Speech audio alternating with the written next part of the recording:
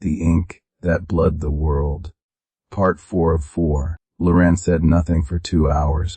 He rode with the cipher and the letters inside his robe and watched Saya's back and thought in straight lines, because straight lines were, apparently, the one thing the instrument could take from a person, and he intended to keep his for as long as he had them. He had been wrong about one thing. Saya had not engineered his discovery of the alcove. When he confronted her at the third rest stop, voice quiet enough that only she could hear, laying out the timeline with the precise flat effect he used for archival inconsistencies.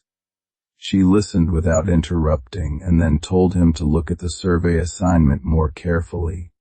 The structural survey route had been issued through the office of the Imperial Chamberlain. Saya's name was not on the authorization. He should not have felt relieved. He did not feel relieved, because the Imperial Chamberlain was a man named Divan Oshi.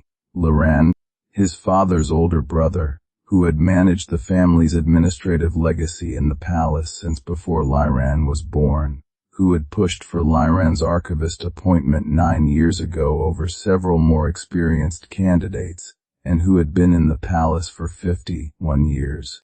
Long enough to have been a young clerk when his brother Olin died of a fever. Long enough to have known. Long enough to have gone to the alcove 11 years ago and opened the 7th chest and looked at the instrument and understood exactly what it was. And put it back because he was not yet ready.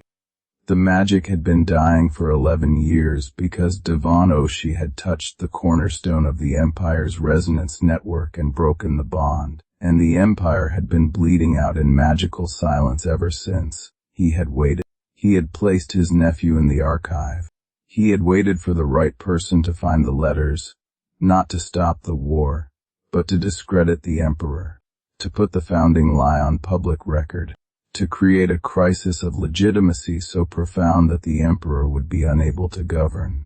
And into that vacuum, Divan intended to place Caden Varath as emperor, a reformer, a peace advocate, a man whose first act would be to end the war and whose second act, Divan had presumably calculated, would be to reward the Chamberlain who had made it all possible. The instrument was the insurance policy. If Caden succeeded peacefully, it would be returned to its chest. If the Emperor refused to yield, if the court moved against Caden, then the Battle of Kyle's Narrow would end the war in one use, and the casualties would be justified in the historical record as the last action of a corrupt regime. An entire army of Kale soldiers and Varath soldiers whose minds would be unmade, because a man in a palace office had decided they were an acceptable cost for a political transition he believed in. Liran laid this out for Saya in a flat voice at the side of a road in the pre-dawn dark. She confirmed the parts she knew, and the parts she had suspected, and the parts she had not known until he said them. Then she told him something she had not said before. Caden did not know the instrument's true function. Divan had told him it was a resonance amplifier, something that would collapse the battlefield's terrain, create a shockwave, drive both armies back without killing anyone. Caden was riding toward Kyle's Narrow with what he believed was a non-lethal weapon of last resort, given to him by an uncle he trusted completely. This was the only piece of the design that felt like mercy. Caden could be stopped, not with force.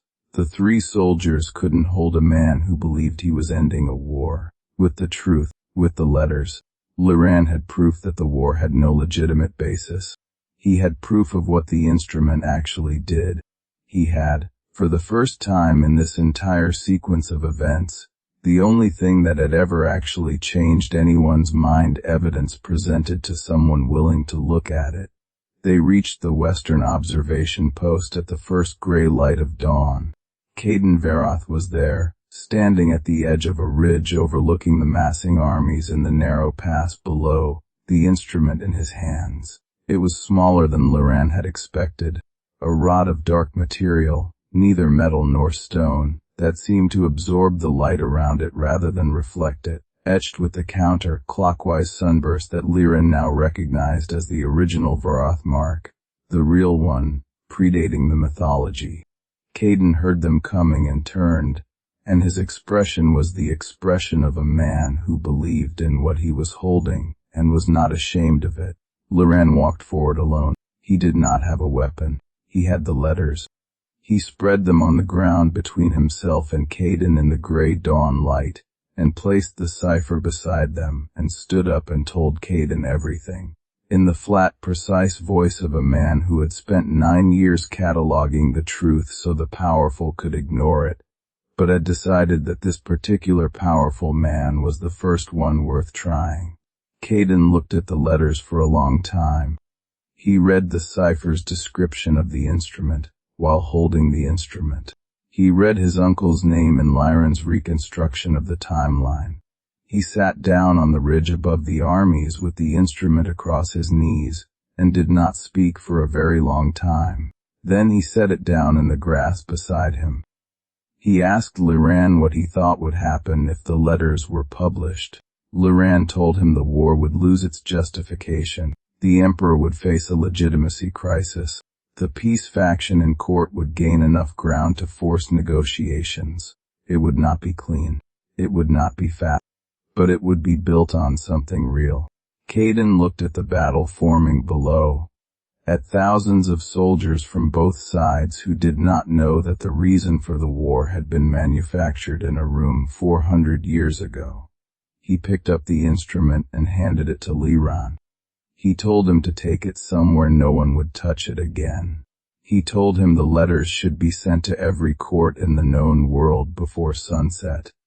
He told him he would stand in front of his brother's council and say the words himself if Liran would stand beside him. Liran took the instrument.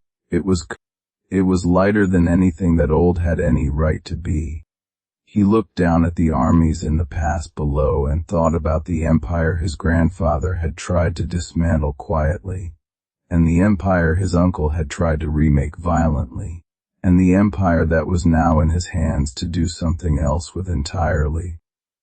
He thought about what his grandfather would have wanted. He thought about the 11 years of silence in the resonant stones, which would not come back, the cipher confirmed, even if the instrument was returned. That chapter was closed.